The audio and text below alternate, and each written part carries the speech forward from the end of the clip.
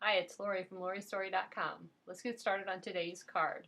For this card, we're going to use a digital kit that you can purchase online, and I'm going to show you how to use the papers and elements that come in a digital kit to create your own one-of-a-kind creation. I'm going to use a digital kit by Jessica Sprague and Heidi Swap. It's called the 12 Days Collection.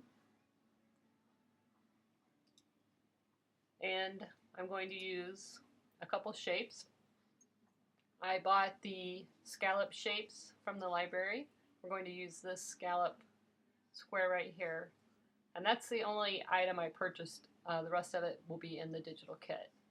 Okay, here we have the two shapes. We're going to ungroup by right-clicking.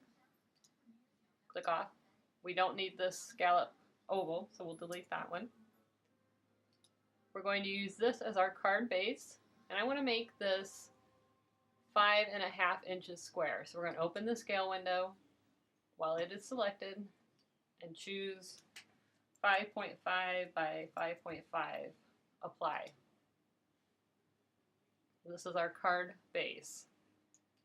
We're going to click on that, go to the replicate window, and we're going to mirror above.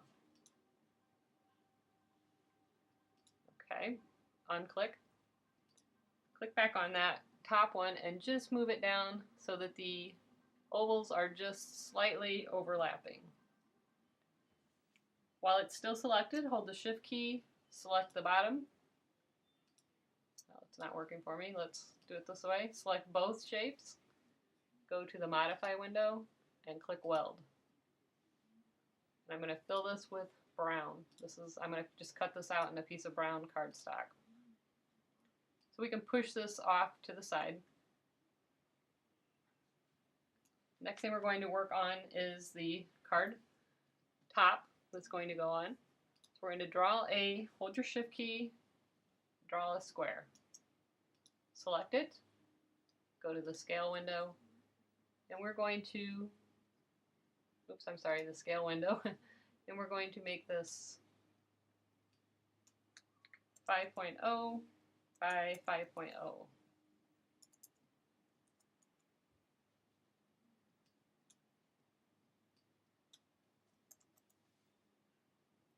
Apply. Okay, now we want to fill this with paper, digital paper. There are a couple different ways to do this. If you have the designer edition of the software, which I'm using now, you can do a drop and drag, and this is the paper that I use. If you have the designer edition, you can just drag this into the selected shape and it will fill it. If you don't, you used to be able to do that in the standard edition of the software, but it's a feature they changed. So if you don't have it if you don't have the designer edition, there is still another way to do it. Well, actually, there's two different ways to do it. We can open this piece of paper, like so, and you can see it's going to come in really big, so then you zoom out so you can grab it and pull it down to size. Scoop this up, pull it down to size. Okay, let's zoom back in. Okay. Now, with that selected, we're going to select both shapes, go to the Modify window, and select Crop. That's one way to do it. The other way to do it, let me undo that. Okay. If you want to collect the digital papers that you buy into your library, you can also save them to your library. So the other way to do this is to go File, in the Silhouette software, go File, Import to my library, find the paper that you want to use, then you'll find the paper you want, click OK, and then you can name it if you want. You can put keywords in here, and I will put red chevron 12 days. And you can fill in this description if you want. You can fill in the artist if you want. It's Jessica Sprague and Heidi K. Swap. And click OK. Now once you do that, you'll go to my library. And it will be in my own designs. And it's right there. So what you want to do is click on my patterns, right click, make a new folder, and call it whatever you want to call it. I'm not going to do it since I've already named my folder for my own patterns here, Lori's patterns. And then you can go back to my own designs, grab that paper, and put it into your folder. Now what that does, when you go back to the silhouette screen, and you click on my patterns, or the fill window pattern, if you scroll down here, you'll see that pattern is now in here, and you can fill it up that way. Either method that you use works. You can then go into the advanced options, and you can still scale this pattern however you want. But that's the basics for using a pattern paper. Now I'm just going to, after this, I'm just going to slide them in since I have the designer edition. But if you have the standard edition, you use the same method. You either bring the full paper in and crop it, or you can import it into your library, and then once you import it into your library, it will always be available right here as a fill pattern. Okay, so we have our 5x5 square filled with the red chevron paper. The next thing I did was make a rectangle that's going to, and I like to go just a little bit over so that when it cuts there's no white lines or anything. I can always trim it down when I put it together.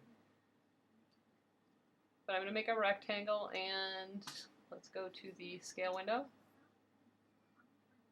And I'm going to make it 2.0 by 5.3. Apply. Okay, and then I'm going to fill that with another paper, and this one's close enough. We'll drop that into the fill, and then we'll go to the fill window, advanced options, and I'm going to scale that pattern up. That one's a little bit different than the one I used originally, but that'll work. Okay, now we're going to make another rectangle that's going to go right about there. And let me make sure that's what's selected. There we go. We'll go to the scale window, and it says 2.295 by 4.29. You can make it 2.25 by 4.25 if you want, and hit apply. And then I filled that with the polka dots. So again, if you don't have the designer edition, you're going to have to crop or import to your library.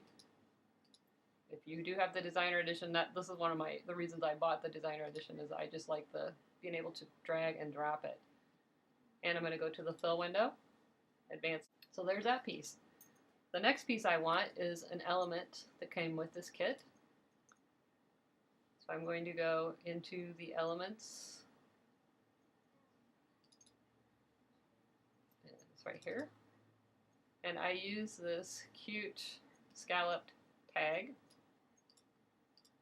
And I wanted the sentiment in the middle of it. So I just went, and in this same kit there's this Deck the Halls.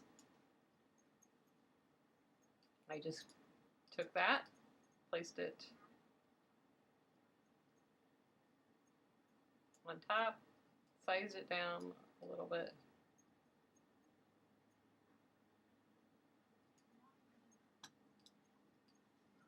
And then I'm going to group that together. And that's that.